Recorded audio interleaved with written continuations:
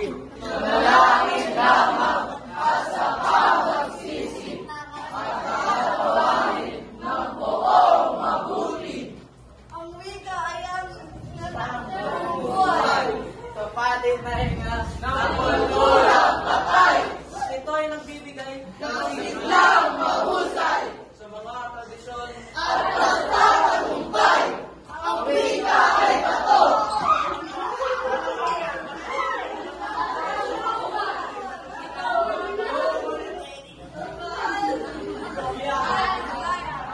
Ang wika ay sandigan. Ito ang asalidlan. Sa mundo